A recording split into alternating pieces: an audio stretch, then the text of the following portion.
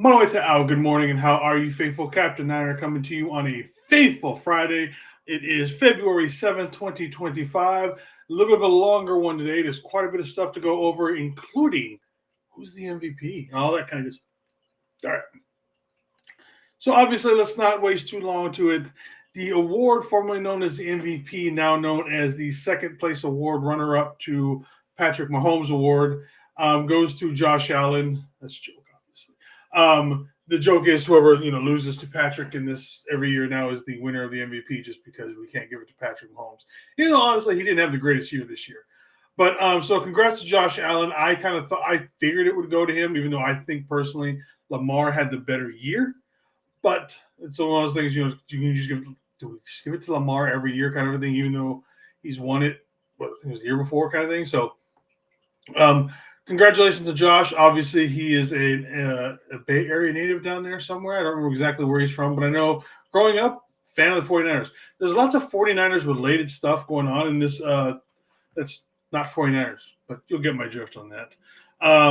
All right, so the coach of the year goes to Kevin O'Donnell, obviously coach of the Minnesota Vikings. I mean, anybody who can get to that record with Sam Darnold as your quarterback deserves it. I mean, again, to me, Sam Darnold is a trash quarterback kind of a thing, but congratulations to him.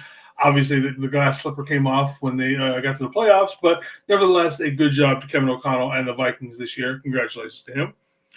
Your offensive player of the year, we knew this was going to be Barkley because you're not going to obviously give the MVP to a non-quarterback. The year you would have to be a non-quarterback to win this award, to win the MVP award, would be insane. So this award is for the non-quarterback MVP. Obviously, Saquon, amazing year after leaving the Giants. Thanks, Giants, for being that stupid.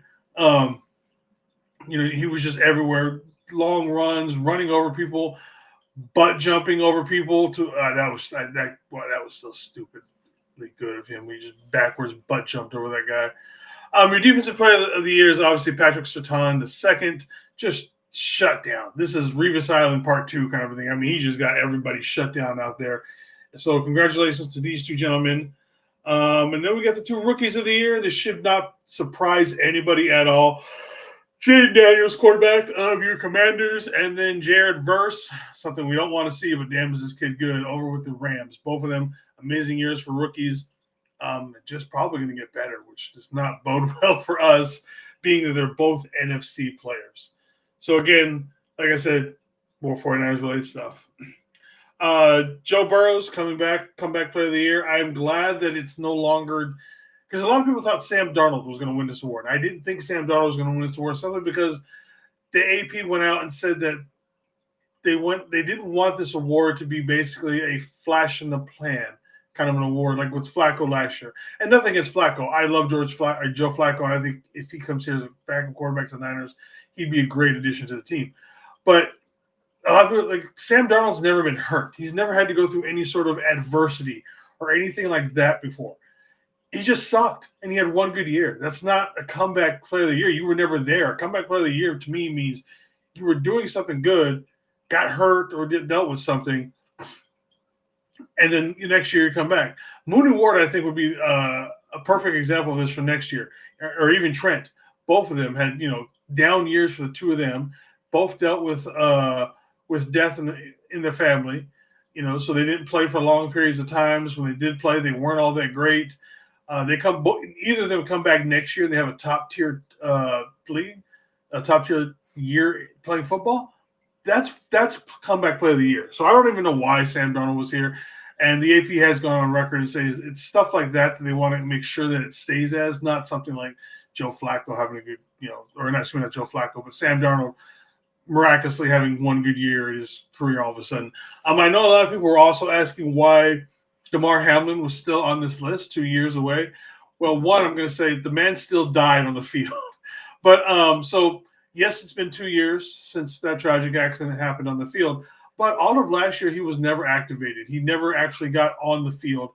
This was the first time. This year was the first time where he actually played again. So I understand why. I mean, to me, kind of, DeMar died. He could easily win this year. Every year that the man plays football is comeback of the year. I mean, you don't come back from anything more tragic death on the field. But so I've seen a lot of people asking why he was on the award. Like, well, he was never activated and played on game day last year. So technically, this would be the year that he's finally back. And a lot of people were like, why is Burrows even on this list? Well, he got hurt early, like second or third game last year. Completely derailed the Bengals last year for the most part. And then another 49ers related one, your Walter Payton Man of the Year award, what the NFL considers its most prestigious award, goes out to the guy who does the most just public service in general. It should be absolutely not a surprise at all. As perennial 49er Walter Payton Man of the Year nominee finally gets a chance to win it with the Jaguars. Congratulations to Eric Armstead. Say what you want about him with his play on the field, any of that. You could not take away anything with how good of a person, human being, and man that Eric Armstead is. He is just above and beyond everything when it comes to that. Does a lot of great work everywhere. So congratulations to all these winners. And let's take a look at your 2025 Hall of Fame reveal.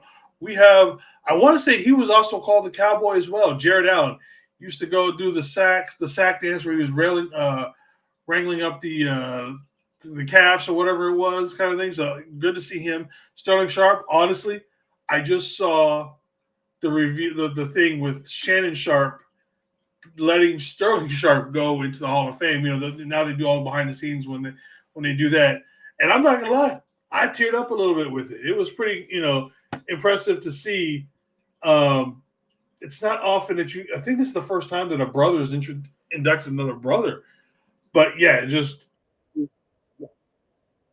great to honestly see. Um, Shannon made a good point that Sterling was a ground layer for this. None of this happens without Sterling. So it's good to see him in there. Eric Allen, an amazing back when they're hard hitting, would pick everything and anywhere that was, anywhere within 10 yards of him, he was making picks. And then tight end Antonio Gates, probably more closely. Let's see, I would consider him a more all-around tight end than he is. Antonio Gates was a big guy that could block, so he's probably closer to what Kittle is. Probably not as explosive as Kittle is at times, but definitely explosive. Could still block. So, like I said, probably a better all-around tight end than Travis Kelce is because obviously block. But yeah, so congratulations to these gentlemen. And again, later on, another 49ers related one coming up. But speaking of 49ers, we have some CMC news. According to his dad, Ed McCaffrey, CMC is going to be ready to go next week. Cool.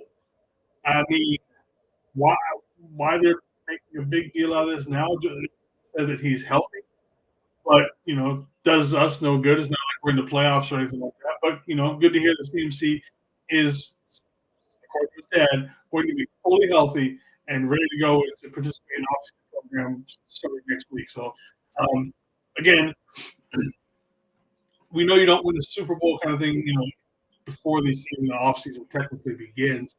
But the good vibes continue with the 49ers as that everybody seems to be getting healthy. And it seems that George Kittle is going to be a Niner for life, as him and his team are apparently, for this Kittle, they're currently working on a contract to get him an extension and basically make him a Niner for life, which obviously puts him into the 10-year ring.